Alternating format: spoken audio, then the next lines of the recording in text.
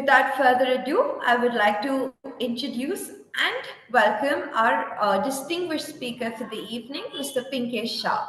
Pinkesh is a seasoned product executive with 25 plus years of experience in building successful products in startups as well as large global organizations.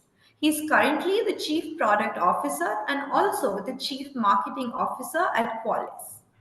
Prior to this, he was the Global Vice President of Product Management at McAfee in Silicon Valley. He is also a guest faculty at several internationally reputed B schools such as IIM Bangalore, Amsterdam University, and more. Pleased to welcome you this evening, Pinkesh. Hey, thank you. Thank you, Arlene, for having me. And super excited to connect with a set of folks on a topic that's very close to my heart and something that I've spent the last 20 years help interview, but also help coach and grow folks in the product management space. So thank you. Glad to be here. Let's see. I'm going to share my screen.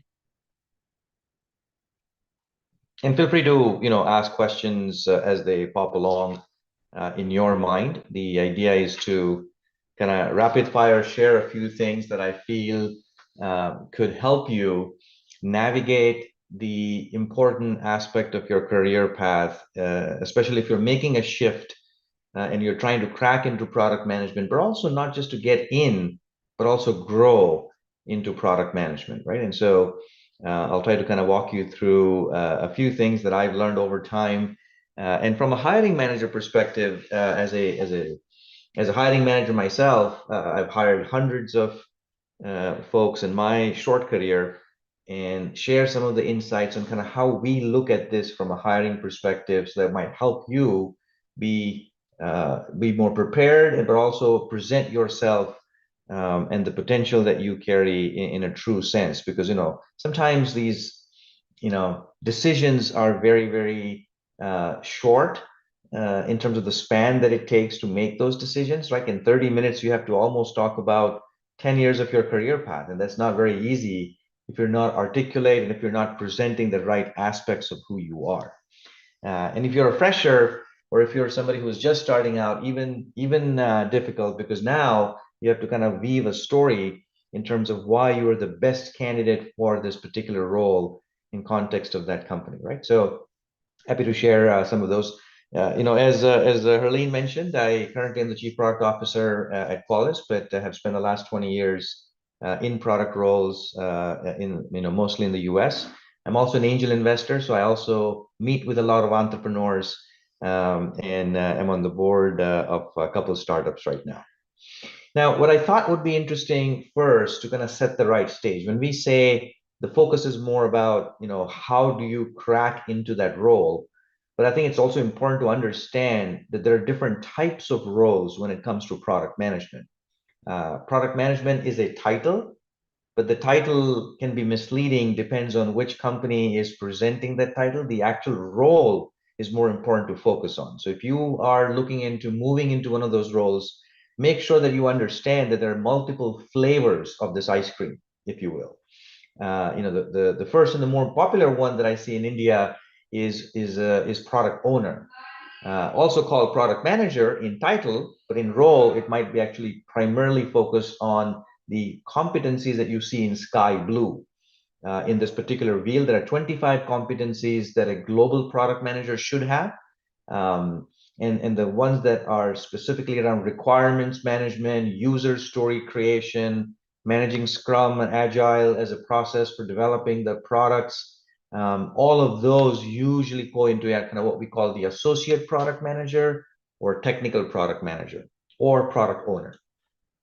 Then you have the inbound product management, which are the shades of blue that you see here, which increases the scope beyond just requirements management and product roadmap management, but gets into a lot more strategic aspects of market research, figuring out segments and analysis of how big is that segment? Is this problem even worth solving? And who are we solving this problem for, from a customer perspective, from a persona perspective? How do you build a business plan?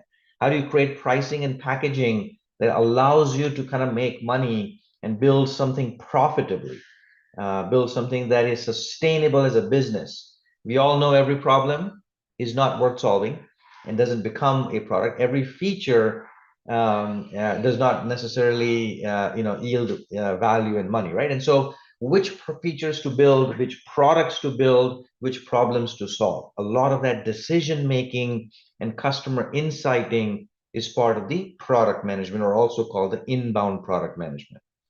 The shades of red, as you see in this competency map, are all what we generally call outbound product management from a role perspective. Again, titles could be product marketing manager, titles could be strategic product managers, outbound product managers. Multiple companies will use multiple titles. But what it really boils down to is that you've built the product. Now, how are we going to acquire customers at scale? What's our go-to-market plan? What is the positioning of the product? What is the unique value that this product is going to be articulated with, so that everybody else who's evaluating the product now clearly knows what the capabilities are and how does it benefit to me as a user, as a customer, right? And so how do you kind of enable sales team? If it's a B2B product, you usually have a sales force. Do you go direct or indirect from a channel perspective, right? All of those decisions and the skills necessary for you to kind of do that would fall in the outbound product manager. And then there's the product leader role, which sometimes is not even in the product management organization. It could be an engineering leader. It could be a professional services leader. It could be a customer success function. It really doesn't matter, but they still need to have that customer centric mindset and skill set that you see in this wheel here, for them to become a senior leader, a vice president, a senior vice president in that particular area. So even though they're not in title called a product leader, but a senior vice president of engineering, or a director of success, customer success, is also considered a product leader if they have the customer context, the business context, and the innovation context as they make decisions in their own function. So it's important to set the stage that when we say that we need to have these competencies, this is the prescriptive guidance on the 25 competencies that every product leader, every product manager, no matter what the flavor is, should have, should build, and hence should be able to demonstrate in an interview. Now, coming back to the core of the topic of mapping of the interview, there are three things. I mean, it's as simple as that. You need to get noticed. For every opening, there's on an average about 600, submissions that happen, right? I'm sure on an average in India, it might be even a lot larger than that. But globally, if you look at it, for every role for a product manager, there's usually about 400 to 600 submissions. Now, how do you get noticed? Right? Very, very important, because otherwise you'll never even make it to the next round in terms of getting to that right conversation with the right person. Second, the fact that you now got the invitation, the fact that you are now shortlisted, the fact that you are having a chance to present yourself, how do you make that hiring manager, kind of almost fall in love with the professional skills that you have pertinent to the job, right? They really have to like me. That's the second important thing that you have to achieve. And third, liking is not enough. The fact that the hiring manager and you set off a very good conversation, there's probably a couple of rounds of interviews. At the end of the day, the only thing that matters is there an offer? Is there an invitation to go join that company, at a compensation model or a package that is conducive to you, or matching your expectations, right? And so at the end of the day, these are the three important steps. And so if you go map this back to the kind of the core framework, it's what we call the look, hook, and book. And I think if you practice this, every time you interview, and by the way, this framework is more universal than just interviews, right? This is the art of storytelling framework that many of you may have heard of, or many of you may have been practicing. If not, this is a great skill to build in itself, right? How do you tell a story? Because at the end of the day, you appearing for an interview is trying to tell your story in the best possible way. So the framework that you want to start thinking about is kind of the look, hook, and book. How do you get noticed? How do you then sustain the attention of that person, of that hiring manager, or the panel of interviewers? And finally, what is the tangible outcome? Did you actually make progress towards a specific commitment from their side? Whether it's the next step, whether it's the next round of interview, whether it's a an offer, and so on and so forth, right? So that's kind of really the three important elements of what you said. Now, the look, the look, hook, and book. If you further peel the onion, ideally the look should happen before the interview even starts, right? Clearly, otherwise you're not going to be invited for an interview unless you come with a strong referral, which is a different story. But generally speaking, you need to do a lot of work in this zone called the look, and we'll walk you through some steps and some tips for you to kind of do that. Second, hook. What do you do during the interview? During the process of interview, how do you sustain? And one of the very important techniques that we'll talk about is called a jumping pointer. How do you stay in control of the conversation while you're doing an interview as much as possible? And a jumping pointer is a great technique for you to almost kind of sieve the next question, make the interviewer ask the question, take them in a zone where they ask the question that is actually advantageous for you, and you have a good answer for it. Because that's kind of how you're going to get that impression made in that short 30 minutes, short 45 minutes that you may have during the interview. And then finally, what are we doing? Is there a next step? How do you kind of probe for that next step? Otherwise, a lot of interviews finish and you have no idea what happened.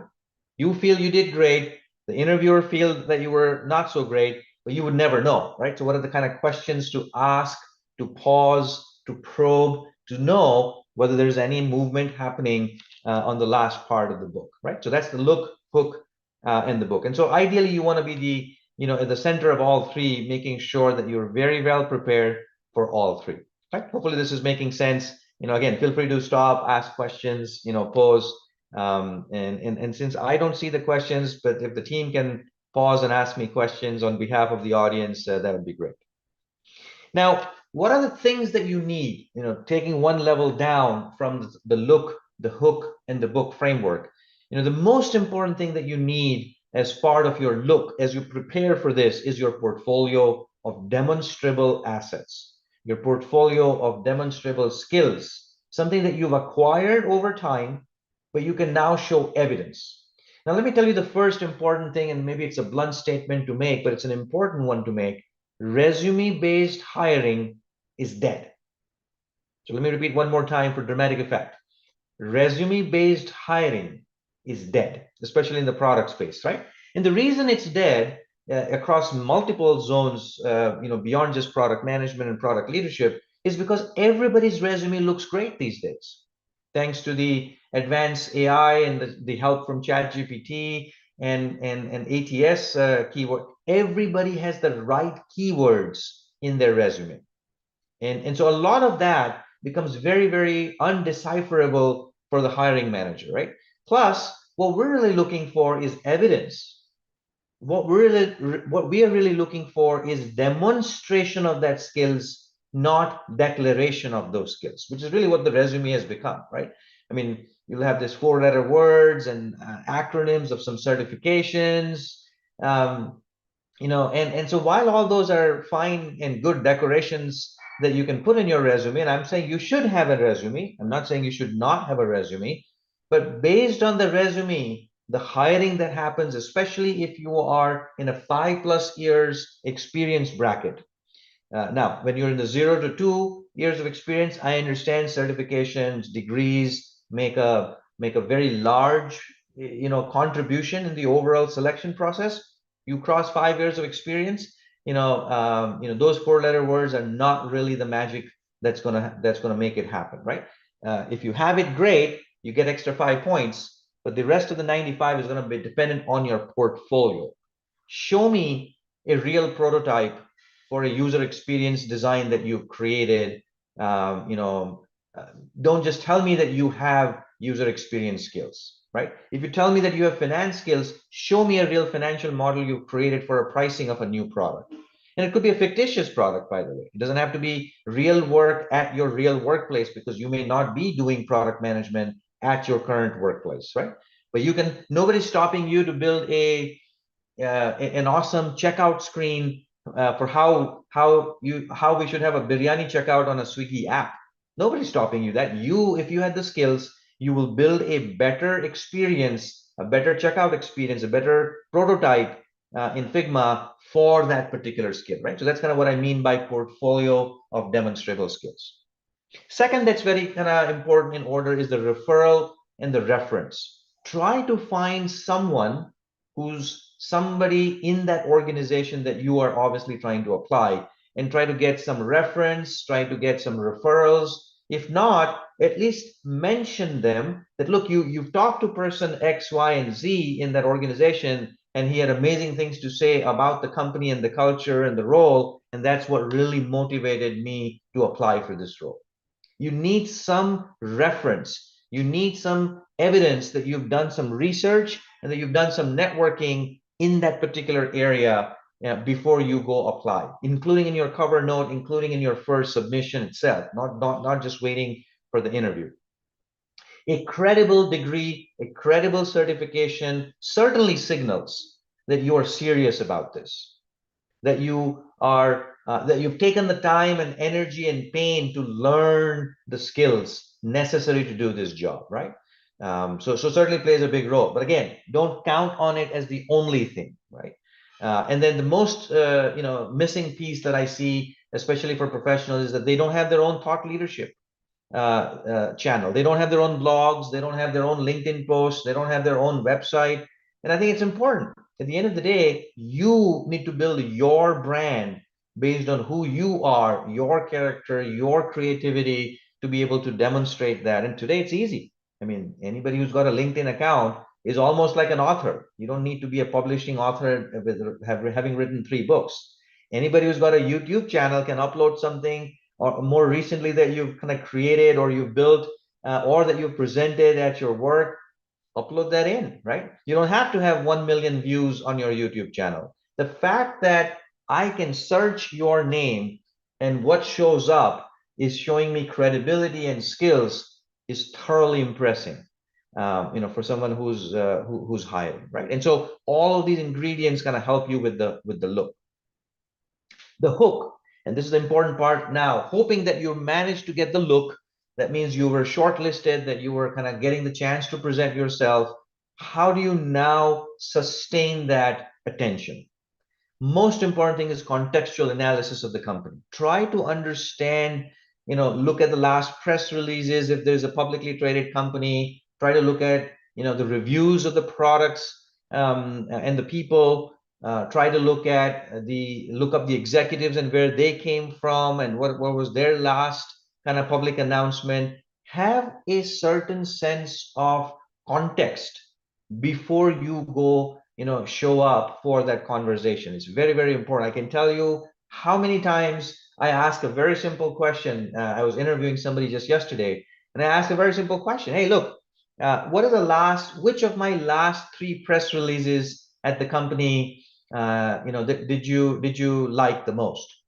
And the answer was, oh, no, I haven't really looked at it. Well, there you go. In my mind, somebody who's willing to put the next 3 to 5 years of their life in a company has not even researched what the last announcement the company has made, tells me you're not interested. Indirectly signals that you are either not interested or super lazy.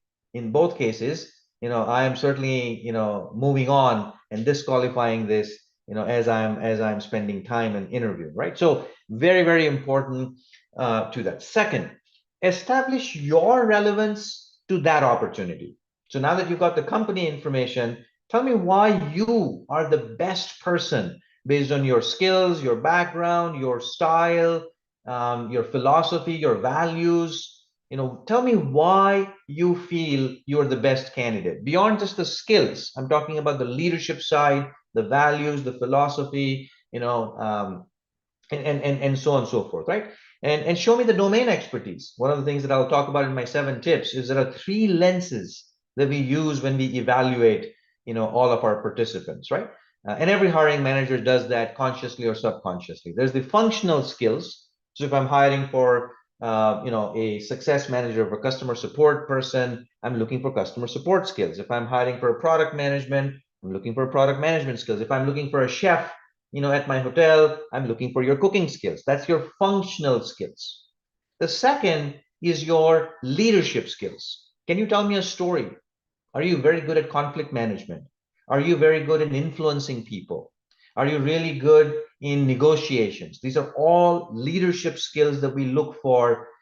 Depends on the level of the role. If it's a very, very junior role, I may not need, a very high concentration of it. The more and more senior you go, I require a very high concentration of those skills, right? And whether it's listed in the job description or not, trust me, every hiring manager is subconsciously or consciously looking for that particular group of skills, right? And I'll walk you through in a second what those look like. So that's the second bucket. And then the third bucket is your domain skills, your relevance of that domain. So if I'm hiring for a retail, e-commerce company, well, the fact that you've worked at Flipkart or Target or Walmart, very, very useful. So if I'm looking for a cybersecurity, opening, or the fact that you work at certain cybersecurity company, very, very useful. How do you now bring that domain expertise? And even if you've never worked in that domain, by the way, you don't have to always be coming from a cybersecurity company to get job at a cybersecurity company. The fact that you have shown interest, that you have understood the latest and greatest development to impress me that you've understood the persona enough, I think that's kind of a starting point, right? So functional skills, leadership skills, domain skills, a combination of these three things is really what you need as part of the hook. And domain expertise is a very important aspect of it. And then the last one is your book. Make sure that when your interview is done, you have a call to action. Should we meet next at a certain time, right? Can I send you some of my other work that I could not show during the interview? Or at the very least, hey, what questions did I not ask? I love that question. When the candidate asks me at the end of the interview, what questions did I not ask? Right? And I think that kind of tells a little bit about my way of getting from the hiring manager, hey, what are the areas that I could not impress you, that I could not surface up? Now I know that I need to send something offline to this person to understand and make sure that they really see the full picture of what I have to offer, right? So the book part is super important, and you should not be shy. You should not finish the interview, by saying, "Oh well, okay, this was good, and it was good to meet you." No, you need to have a specific next step, and be very specifically asking them. Most hiring managers will actually tell you what that next step is very candidly if you ask. So look, hook, and book. Really the most important aspect of this from a framework perspective on how you do this. Now, if you are a mid-career professional, which means you have 5+ years of experience, this is a little bit more tricky than maybe the juniors and the fresh off the college, graduates, right? For them, the expectation is not that high for somebody who's got 0 to 2 years of experience, because we know that you are just entering the workforce. But when you are doing a 5+, 7+, 10+, 15+ years of experience, it is in some sense almost like this picture, right? You're transitioning into a different role, in this case, product management, or product leadership, but it's almost like changing planes in midair, right? So you don't have the chance to kind of stop the plane, bring it down on the ground, take 2 years off, do some studying, then start the flight back up, is not an option for many of you. Now, some of you will be brave enough to do that, but for most of you, you have wife, you have life, you have husbands, you have partners, you have social, structure of your life, and you have work that is continuing because you're already obviously working somewhere. So you have to balance and juggle all of that with this process of shifting planes, right? And so that's why this is super important that you are prepared, that you take the fastest path to get there, as opposed to kind of doing more trial and error. So I just want to make sure that it's a little tricky for mid-career professionals than it is for freshers. Now, let me kind of walk you through rapid fire 7 tips, and then I'll pause for questions, or if there are questions, pause me at any time, during. First, use the word managing and manager in a lot more liberal and a loose way, right? Gone are the days when the word manager means you're managing people. That's usually how it was in the industrial age. Maybe 15 years ago, that was still popular, no longer, right? So the measurement of success in some sense is not so much the money part. Yes, of course, we need more money. Who doesn't?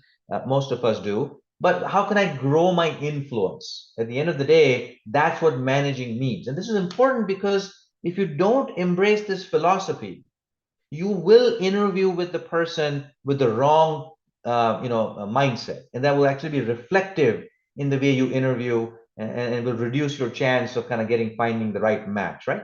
So it was all about managing people long time ago, no longer the case. Then it kind of now evolves into more managing projects and managing the process. And again, this is where a lot of project managers, program managers, who do this for a living. And this is an important aspect, but perhaps not enough in the context of product management. So in the product management aspect, you're essentially managing not just projects and process. And yes, you may manage some people, but at the end of the day, you're managing the business. You're managing growth. You're managing the innovation. And that's where you need to start thinking about of who you are when you say you are applying for a product manager role, or anything that has the word manage in it. Make sure that you are presenting yourself not just as a people manager, which, by the way, in most cases in the product industry, you don't have a large army of people reporting to you. Even though when you become a vice president of products, you may have like 5, 10, 20 people at max, depends on the size of the company. And so it's not about people management. It is about managing the delight for the customer. It's managing the growth, for the product and the business that you're running, right? So you just want to make sure that you are fully aware and are representing that.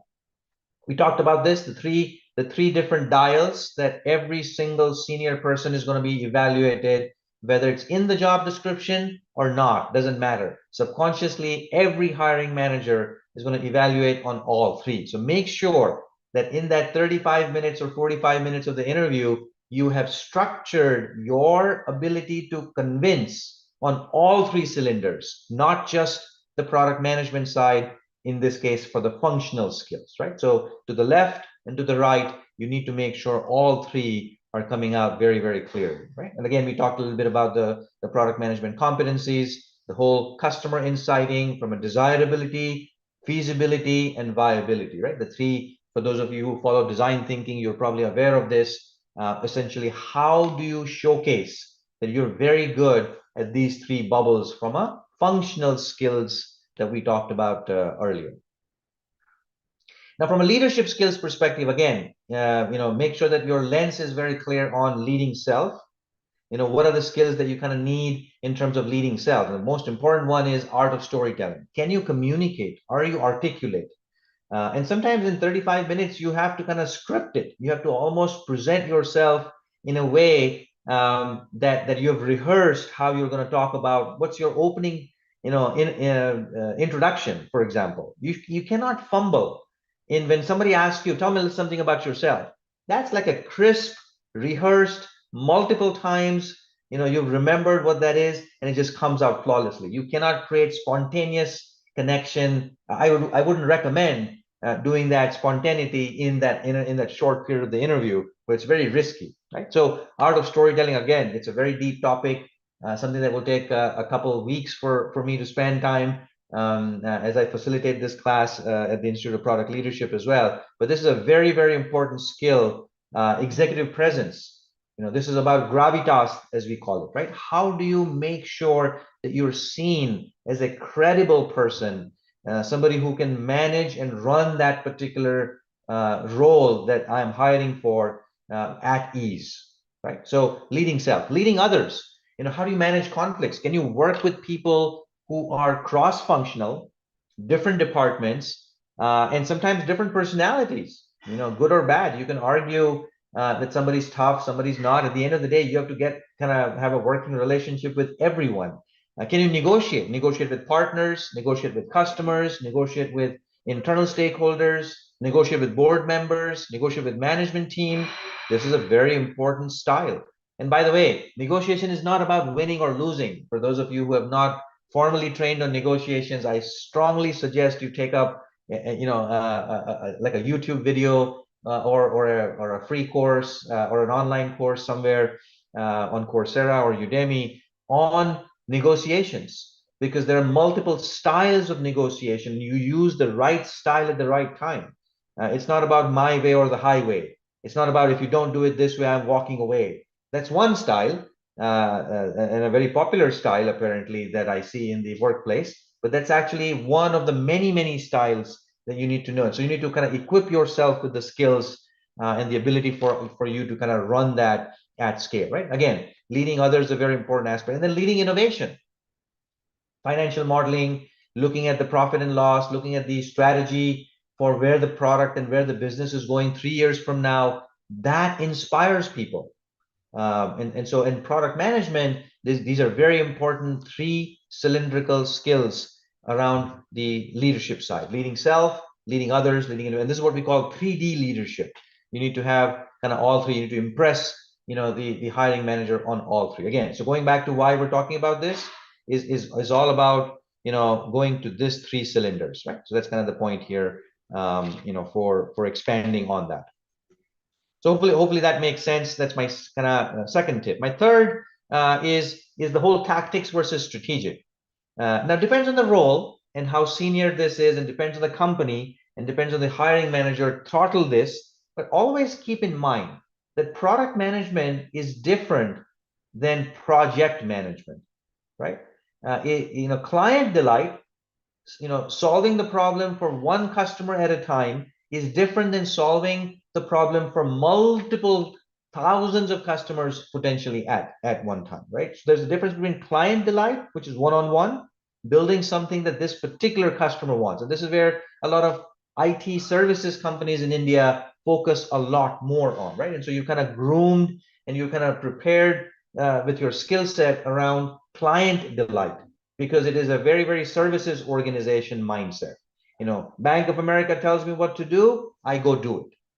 A market delight is very different, because now you're building a product that hopefully will be used by hundreds and thousands of people, many of them who you've not met yet.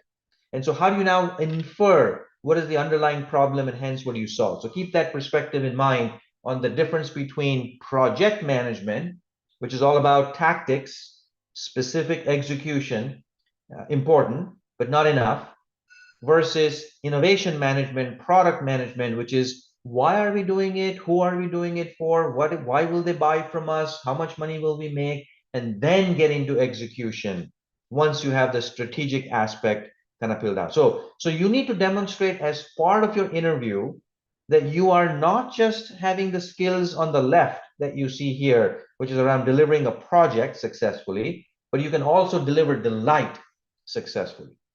And this is a very big difference, between, interviewing for a general leadership role and a specific product leadership role.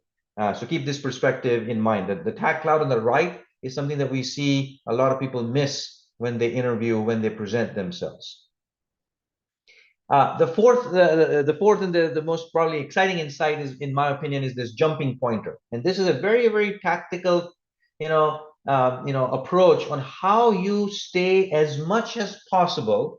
How do you stay as the one who's interviewing? How do you stay in control of the interview? By almost seeding the next question. The way I present my answer for this question almost psychologically prompts the hiring manager to ask a respective next question, right? So that's kind of what we call the jumping pointers. Now, let me explain a jumping pointer with a real example, because sometimes it's easier to show it with examples. But jumping pointers are essentially phrases.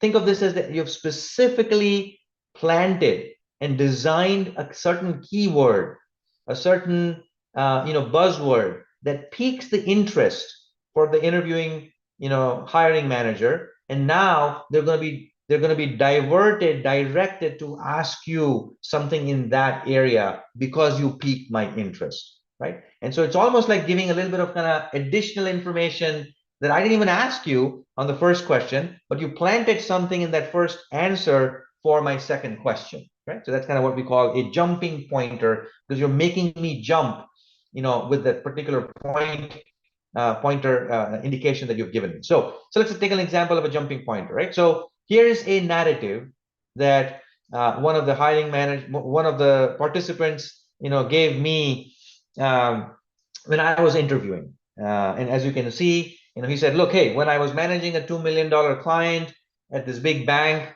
through Infosys, I learned that empathy is the key skill to unlock real problem discovery during problem solution fit.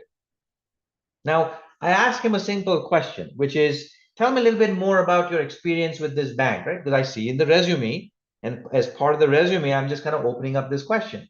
But he very nicely puts this statement in front of me. So now, if I highlight the jumping pointers, let me kind of show a different lens, the same statement, but if I now show you in a different lens, I've highlighted the ones in white, which are the key words that are potentially jumping pointers that this person put it in his narrative, right? So now problem solution fit is a very, very important buzzword in product management.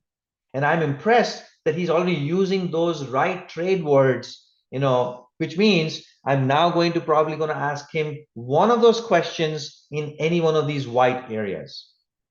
So when you say you're managing, tell me what were you actually managing or doing? Or if it's a $2 million client, is this the general size of your customers that you've managed before? That gives me a chance to understand, is this a $100 million, client engagement person, or is this a $10, consumer type of customer? What kind of experience does this person have? The fact that he planted the $2 million specifically, is a potential psychological pointer for me to ask the next question. And he wants me to ask the next question because he's got a great story on the $2 million number, which he's already prepared and rehearsed and researched, right? So that's kind of what we mean by jumping pointers. Hopefully that makes sense. I'll give you one more example that somebody used the other day with me, and she did a great job in this, right? So read this. I'll let you read this on the screen.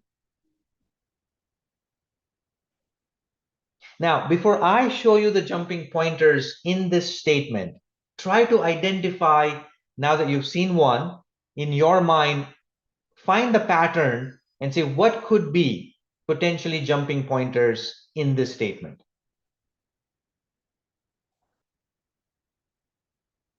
Right? Now, those of you who have taken the time to guess, let me play this out with the highlighted words in that as a jumping pointer in that statement. Right? I didn't even ask how many years of experience at Cisco did she have, but she volunteered that in my last 10 years of experience at Cisco. What does that tell me? Psychologically, it's telling me I have stayed in one company for 10 years, which is a positive. This is the positive that she wants to tell me, that I'm not a frog. I'm not a company jumper that kind of keeps on jumping for 10%, 15% more salary from one place to another. I'm able to stabilize and grow in a large, exciting company like Cisco in my last 10 years of experience. So she's volunteering this information. So my natural reaction could be, in this case it was, but in many cases it could be saying, oh wow, 10 years is a long time. Tell me what did you enjoy about Cisco? See, now you know what's going on. She planted the next question that might come from me in her first answer. Same thing with numbers like 30 million business and a product plan.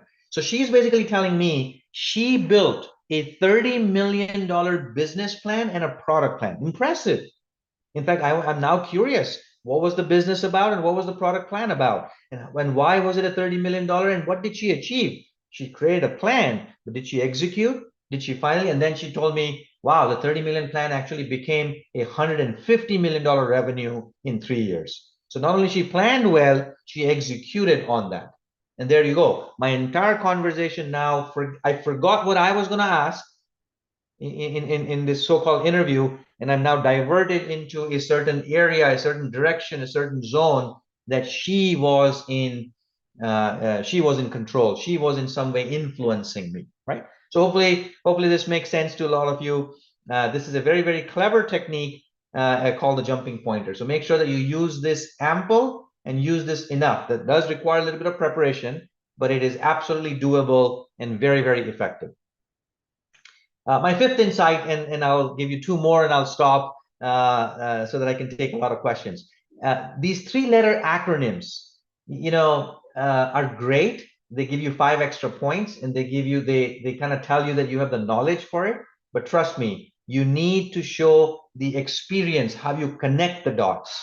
Knowledge on its own is not enough, right? And a lot of people kind of go through this, I read this YouTube, blog, and I attended this online class, and I read this 3 books, and great that you have that. But can you show me an application of that particular, knowledge for it to be really a skill? A skill is a lot more than awareness about a topic. A skill is a lot more than literacy about that topic, right? A lot of people can use a lot of buzzwords and kind of talk long sentences, which is good, but that doesn't mean it's the skill. Skill means evidence. Skill means, have you applied that in some context, in some problem area, in some scenario, and now can you show me repeatedly that you've done this multiple times? That's skill, right? So I just want to make sure that you kind of don't lose track of that.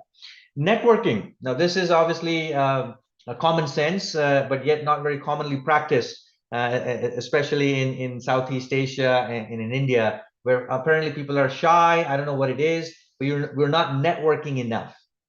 And this is very important because who you know is as important, especially as you grow up further in your career, in that mid-career, 5 to 7 to 10 to 15 years of experience. This is even more important.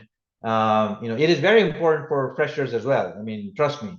Coming with a reference, and a reference just kind of raises your profile up from thousands of others who did not come with a reference, who did not come with a referral, or did not come up with even a short, relevance in terms of who that could be a common thing between the company you're interviewing and the person that is interviewing you, right? And so keep this perspective in mind. And there are multiple ways of doing this. Networking over social, reaching out on LinkedIn. LinkedIn is probably the most effective way to do this. But researching who those hiring managers in that company are, what the management team looks like, where have they been before, studying them, very, very important as part of the process.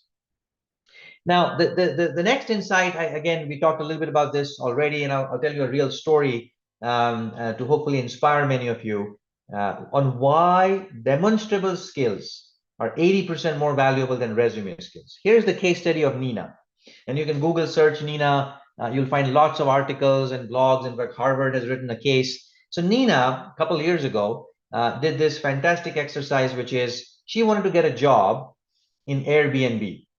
And Airbnb was her dream job, to kind of get in. But she's studying management in Middle East, right? Now, the chance of somebody who's working in Dubai, or I forget, Abu Dhabi, wherever in Middle East it was, to be able to land a San Francisco job, in Airbnb, which was the hottest company at that time, is very, very difficult, very, very rare.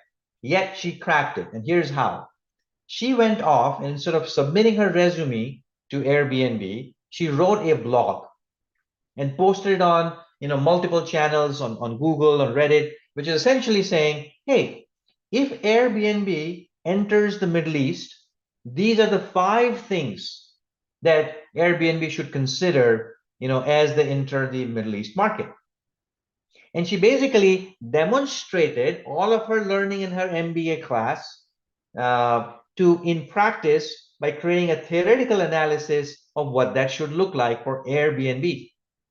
Then she did 2 important things, right? So she then invited a bunch of friends to kind of comment on the blog. And trust me, there are lots of people who have lots of free time on LinkedIn. So a lot of people will then say, oh yeah, I agree with your point number 3 and 4, but don't agree with point 6. Great. Agree or disagree. The fact that you're engaged on my post is now, LinkedIn is now continuously, sending and feeding that into multiple hundreds of people in my network, right? And their networks and their networks. So it kind of proliferates, which is the one thing that she did. The second thing that she did was smart, was she tagged the co-founder of Airbnb. You can tag anybody. You don't have to be connected on LinkedIn. You can tag Barack Obama, and you don't have to be connected to Barack Obama, but you can tag him, which means every time that post becomes popular and there's a comment, those who are tagged get a notification. Long story short, roughly about 72 hours later, the co-founder of Airbnb goes and comments and saying, hey, would you like to fly down to San Francisco to walk us through the details of this analysis? While I don't agree with your point number 1 and 3, I would love to hear more. Now, for those of you who are wondering what just happened, a job offer just happened on a portfolio asset, in this case, the blog that she posted, and tagging the right set of people because it's evidence now. The co-founder got impressed. This is the kind of person who we actually want because this is demonstration of skills, not theoretical. I know pricing and I know market sizing and I know market research, which is all what the resume says. But this is actually, connecting that to reality, connecting that to skills. And so this is a live example. And by the way, hundreds of these examples have happened in India now. I know that personally because some of the folks who I coach and mentor, many of them have kind of gone and taken the same technique and gotten attention from the right set of people in the right set of companies before they even apply. And in fact, in many cases, they don't go through HR because we all know what happens through an HR submission. Sometimes it gets lost in the ocean, and nobody might even care back to say thank you because they're overwhelmed as well, right? And so it's not always easy to find that attention. In this case, you can. From a career trajectory, now this is important as well. The role that you're applying for is more important than the title that you're applying for. So make sure you understand in the interview process and before you get into that interview, are you really signaling that you are a associate product manager, group product manager, director of product manager, and so on and so forth. Each one of these individual roles, they expect a certain level of competency depth. In the 25 competencies that I showed you earlier, the 25 different global competencies that every product manager should have, you better have depth enough for each of these areas, right?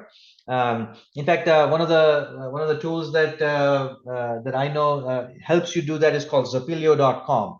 Take a look at that and get an assessment. Find out where you are in the cycle. So now you know what your gaps are from what the industry needs to each of these roles.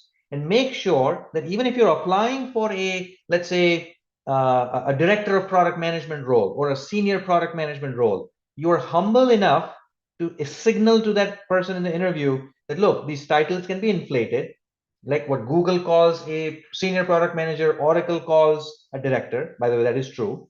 And what JP Morgan Chase calls a vice president is really more like a starting level product manager in McAfee. Just because certain companies have certain inflation of titles, especially the banking sector. As many of you know, everybody's a VP. No offense to the banking sector. It's just that by definition, they've kind of kept it. So that's kind of the goal here for you to go beyond titles into specific roles and then to kind of map that, right? So make sure that you are also looking at that. And then the last part is ensure that there is the special insight that I'm kind of giving you. My last tip is knowing is not the same as having the skill. Everybody has an opinion. All of us, including me, right, have an opinion about something. And I may know something about that. Like the other day, I had an opinion about the particular pasta that my wife cooked, and I had an opinion on whether this pasta is missing some spices or whether it should have more herbs, in it, and so on and so forth. And when my wife very nicely reminded me, okay, you know what? Why don't you go and fix this? And I very quickly retracted, saying, "Oh, no, no, no! I think you've made a great. I think you've done a great job with the cooking today. I don't have anything more to add." The reason is I don't know how to fix the pasta. I don't have the skill. I may know that I feel like something is missing, but if I don't have the skill to actually do something about it, these are two different things. And so I just want to make sure that all of you also, before you enter the career zone, before you appear the submission of your portfolio and interview zone, are fully aware that there are 4 levels.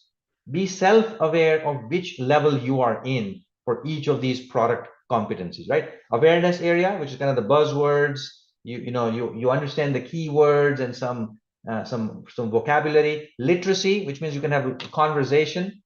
You've done some workshops. You probably even did the 2-day workshop, on the weekend, went through some online class, right?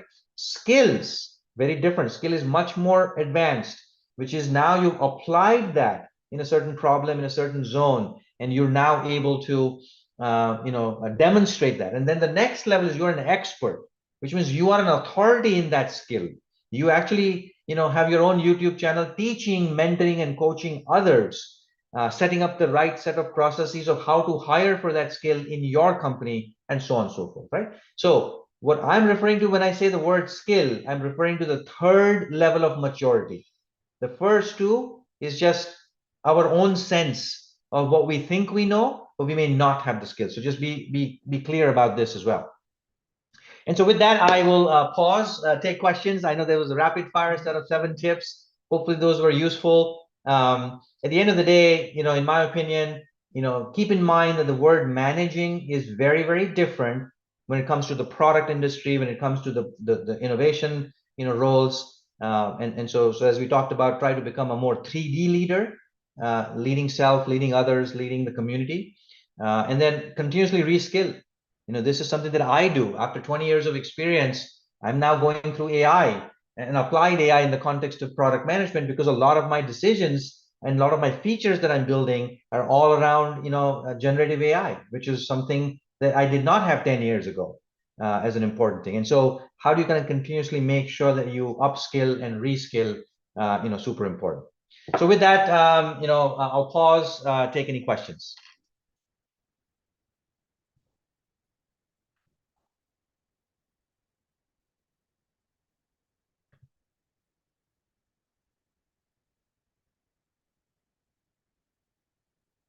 I'm going to read a few questions here, unless somebody wants to unmute themselves and ask the question. I guess the IPL team, how do you want to do this? Hi, Pinkish. They won't be able to unmute themselves. So if they do want to interact over talking, they will have to maybe raise their hands, and then I can give them the permission to unmute themselves. But we do have a few questions in the chat as well as the Q&A section.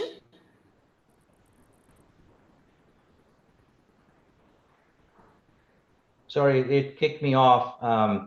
I guess what you're saying is that they're not going to be able to unmute, so we will. Unless they raise their hand, and then I'll have to give them the permission to do so. Okay. So I think we have Varsha who's raised her hand, so I will do that. Go ahead. Hi, Varsha. I think you should be able to unmute yourself now. Yeah. Hello, team. Okay. So I have a first question, that is, what are the technical skills that would be required in this particular product management if someone is entering from an experience of 8.5 years, that too from senior program manager role? Yeah, it's a great question. So first of all, you have to understand that the product management role is about it's the art and science of making good decisions. So it's more about decision making, it's more about customer context, business context, and innovation context, so that you can make good decisions to kind of create delight, right? Solve unsolved problems for the customers, at the same time make some money for your company. Now, in the process, some companies do require that you have technical skills, because your audience is very technical. Your customers are very technical. So Amazon Web Services is a good example, right? So if you're at Amazon, you're expected to understand technology because your customers are very, very technical. They're engineers, they're cloud operators.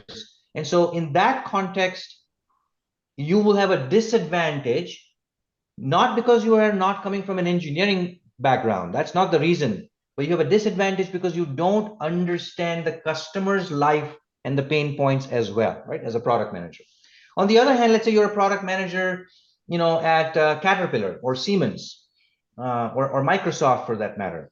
You are not expected to write code or be a technologist at all, because at the end of the day, there are enough engineers who are building these things, and so you're not expected to go learn Python or write code in software, or or be a mechanical engineering person who understands the details. So you're not expected to be that. So in other words, yes, you don't have to be technical. You can shift into product management without coming from an engineering background. Now, statistically in India, we see a lot more engineers and QA managers becoming product managers, but that's just more of a statistical population trend. It's not because it's a necessity or a need. Now, in some companies, the only need is you are expected to be technical because your audience is technical, right? And so, how will you understand the customer if you don't even speak their language? That's the only context and exception there. Does that make sense, Varsha? Cool. Thank you. Super. Who's next? I think we have Mahesh. I will just give it permission. Hi, Mahesh. You should be able to unmute yourself now. Hi, am I audible? Yes. Yes. Okay. Hello. So thank you for that wonderful insight given by you. It was very much wonderful to learn from you. So I have a particular question that is like regarding myself. Like, what will be your advice to me? Like, I have a 1.3 years of total work experience in sales, in FMCG sales, and currently I'm pursuing the product management course for at IPL. And like I've done my MBA and BTech in automobile. So like I want to transition sales career to product management career. So what will be your advice for me? I And mean, do look, very, very doable. And the fact that you're starting this journey early is even better, because now you have a lot more, choices and room to be more selective in where you want to go. You're a lot more open to different industries because you're not really spending 10 years in one industry and kind of grounded there, right? So this is actually good news. I mean, there's only three steps, and it looks like you're already on step one. So congratulations, right? If you're already enrolled in some program, that tells me that you have the seriousness to go learn and build the right skills, right? So I think that's the number one part, that in a lot of people, they think that it's like rolling the dice.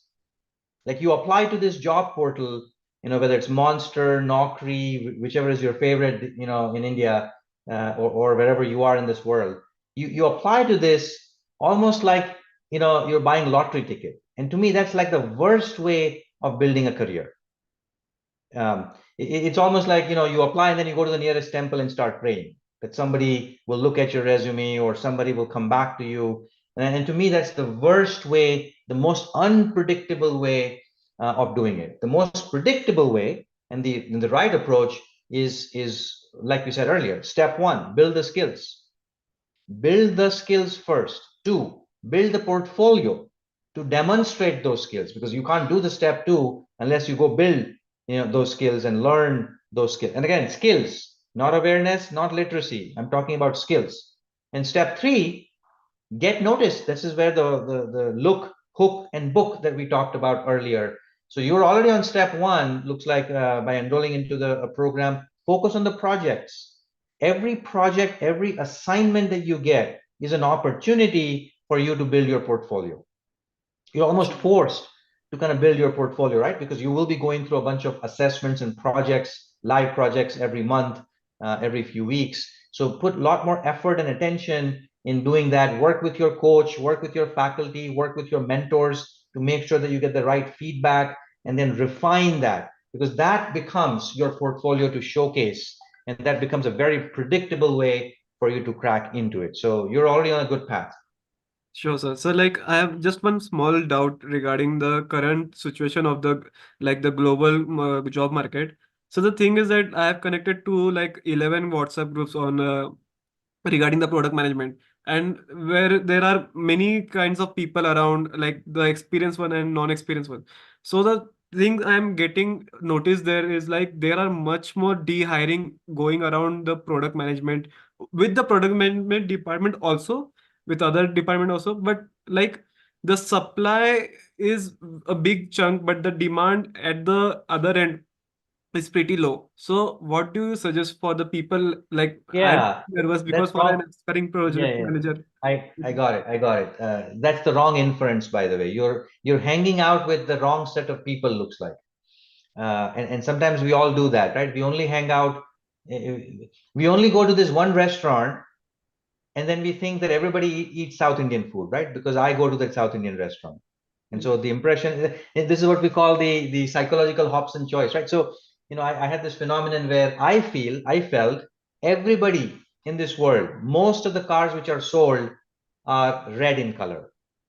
When I was early, kind of, growing up in the US, and I very quickly realized about the psychology framework, which is if I like red, if I have a red car, I automatically am biased and assume that everybody else in the world prefers a red car. In fact, I will even see only red cars on the road when I'm driving, right? Just because I have that cognitive, bias. So, short answer is that is not true. There is at any point in time 40,000 product management openings Yeah. in LinkedIn alone that goes unfilled. And as a hiring manager, I can tell you, I have 9 openings right now. It's not easy to find people. So whoever is telling you that there is an oversupply of skilled product managers is not true. Yes, there is an oversupply of people who are not necessarily skilled at product management. They may be project managers, trying to call them product managers. They may be business analysts. They may be engineering and QA. They may be coming from sales and marketing, right? But they're not necessarily skilled at product management. But the acute shortage of skilled product managers is very, very high. So it's the opposite of what you're saying. I will send my resume to for your one of the 9 openings. I just told you, resume-based hiring is dead. So don't do that. Yeah. Sure, sure. Right? Send me a portfolio instead when you have it, and I'm happy to review it. I'm happy to guide you on it. But this is important. The reason I'm being blunt is that I don't want many of you to get into this, what we call mild depression. Because this is what's going to happen. You will send this resume to 15 places. You're optimistic. Then you send it to another 100 places. Now you start questioning yourself because nobody's responding. Nobody's giving you this call back. And you're thinking, well, I'm not really as good as I thought. Welcome to mild depression. This is exactly what you do not want to do, right? Do not go join a war without being equipping yourself with the instruments and knowing how to use it, right? So take the time to build the skills. I know we all want instant results, but at some point, those are not going to happen, unless you actually predictably. Now you can always get lucky, but predictably, you want to first make sure you build the skills, build the portfolio, and then apply the look, hook, and book model. Sure, sir. Thank you.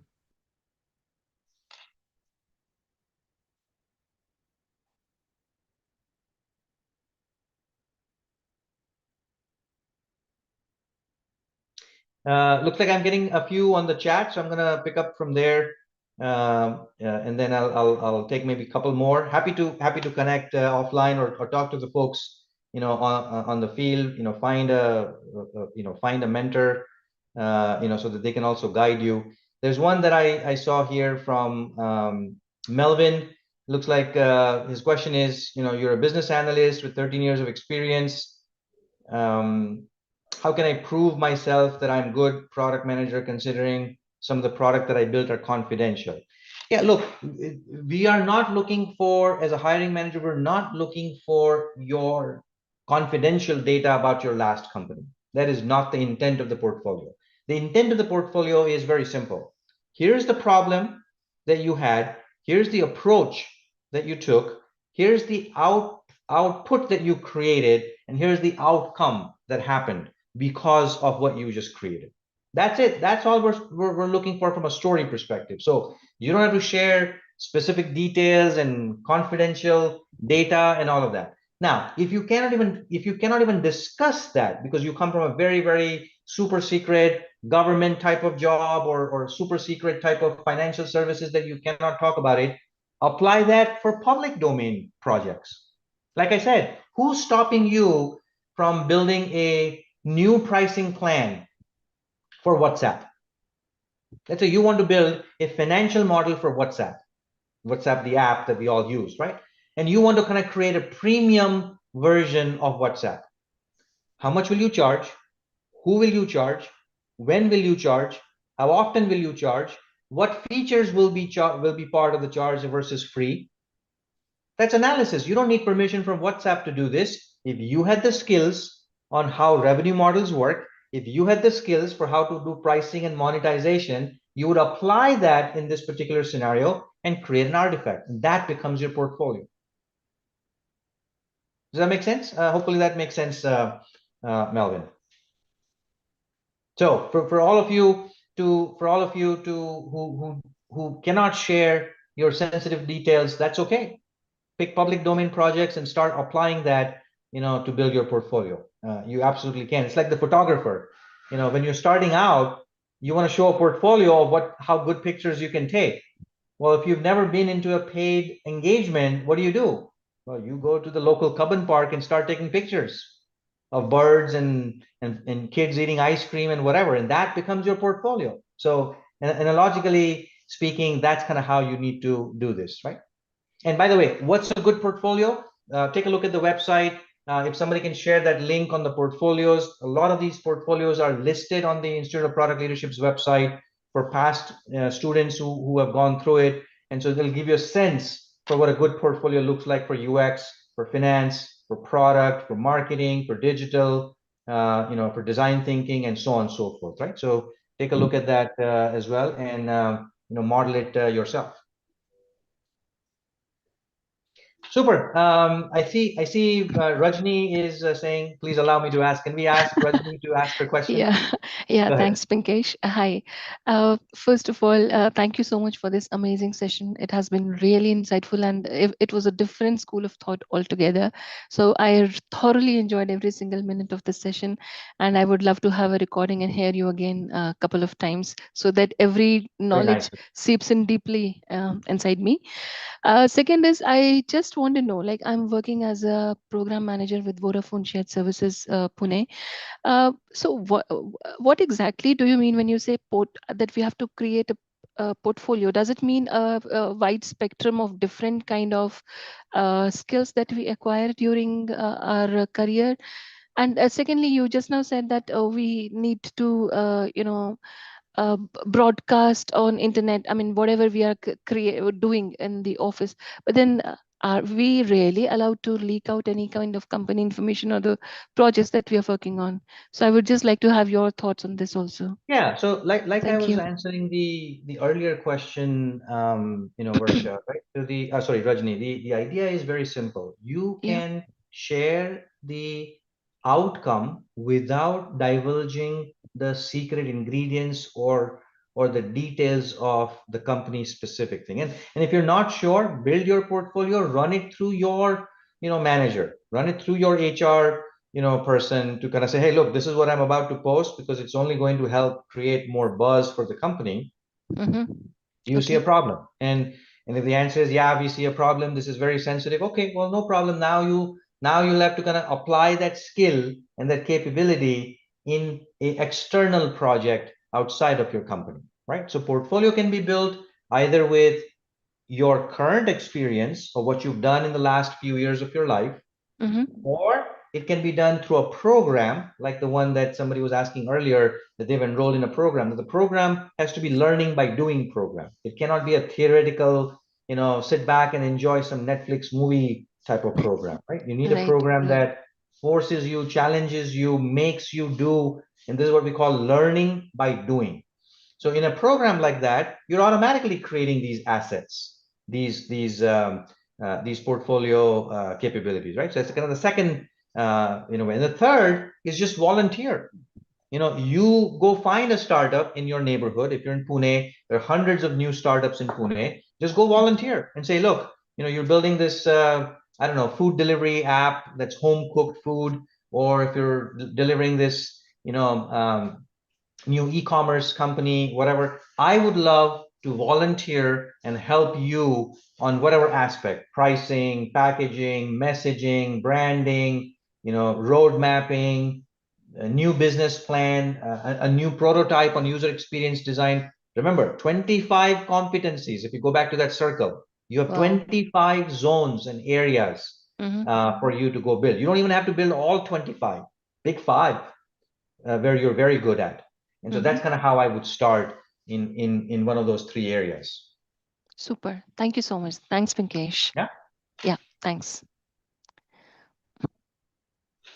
Awesome. I'll take one more and then I will have to drop as my work starts now. But who's next? Do you know, Harleen? Yes, I think we have Anshul. I will. Anshul has raised their hand for a while. Okay, Anshul, I super. think you should be able to unmute yourself. So am I audible now? Yes. What a wonderful session. I probably, I will like, no, nobody will disagree that we would have attended thousands of sessions, but the kind of clarity, the kind of perspective that you have given from the slide one, I really like that post from like a mid-age careers transitions are moving from one plane to other. So Yeah, it's good. I have one question. I mean, like, how should I mean, like, you showed we have 3 things. One is a technical acumen, or maybe domain, or maybe skills. So if we are good with the 2 parts, and how should we develop the third one? Either I don't have domain, or either I have too many technologies. Yeah, great question. So what happens, Anshul, is that every hiring manager, and I'm now giving you some more internal secrets on how hiring managers think and operate, because it's important for all of you to understand that. Every hiring manager will have its own weights associated to those 3 dials, right? So in a particular role, I'll give you my own example. Many years ago, I was hiring in McAfee as I was the global head of products at McAfee, and I hired somebody from Sony Music. Okay. Zero domain expertise, because Sony is in the music industry. I am in the cybersecurity, antivirus, anti-malware industry, nothing in common, right? And yet I hired this person. Why? Because in the 3 bubbles, from leadership skills to functional skills to domain skills, he scored very well, almost like a 9 out of 10 on the first, 10 out of 10 on the second one, and scored very low on the domain. But at that time, in my team composition, I had enough people with the domain expertise. I have enough people with cybersecurity experience who came from competitors, who came from research backgrounds, who came from formal trained cybersecurity in their bachelor's and master's from Stanford. So I had enough of that. What I did not have enough in my team is leadership skills, people who can stand and represent me in other meetings and customers. I did not have enough people who could do formal pricing, formal prototyping and road mapping. And so now at that point in time, the weight that I associated with the last bubble was very, very low. And so it was okay for this person to still get selected, right? So the point that I'm trying to make is that all 3 bubbles are not equal.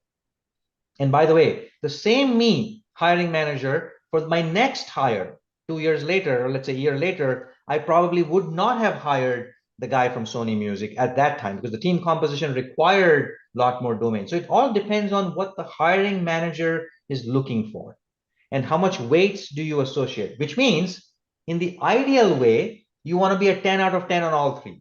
Yeah. Right? I mean, that's like the best possible way. But if you're not a 10 out of 10 on all 3, you still have a very good chance of getting selected because you're a 10 out of 10 on leadership, which is in your hands, and 10 out of 10 on functional skills, which is again in your hands. Domain is not in your hands. You cannot learn domain by watching YouTube videos. You have to be in the domain. You have to spend time in that domain. And that's only going to happen through experience. That's only going to happen through some amount of self-volunteering work, right? Which means you don't control that, but you do control the other 2. So your aggregate score will still be, in many cases, high enough for you to be able to switch domains and change domains. Thank you. I mean, like, such a wonderful session, eye opener. A lot of takeaways I have from the session. I'm glad it was useful. Super. Well, wish you all the best. Hopefully this was useful to many of you. It was kind enough for some of you to acknowledge that, but happy to stay connected and share what little we know. We were kind enough. Somebody was kind enough to us to kind of coach and mentor us at our early stage, and so in some sense, it is paying it forward. But make sure that you take some decisions around the skilling aspect and don't wait for luck to happen. while yes, once in a while we all want to get lucky and we should, but if you want to do it in a predictable way, then you need to kind of start building those skills so that your interviews go well, so that you're able to kind of achieve the dreams that you've set for yourself, right? So wish you all the very best, and hopefully it was hopefully something that you can now start thinking and implementing now that we went through. That's great. Thank you so much, Pinkesh. That was a very insightful session. And as everyone here has said, they've taken a lot away from it. So thank you for the session. Thank you all for also being here. I'm sure you've gotten some great insights, and this has been a very fruitful sessions for you for your career journey going ahead. If you would like to understand more about the International Certificate Product Management course offered by the Institute, or also if you just want to understand how you should go about making a career roadmap for yourself, you can scan the QR code on the screen and book an appointment with one of our career counselors to do exactly the same, and they will guide you on how to go ahead in terms of your career. So I'll wait here for a few seconds so you guys can do that.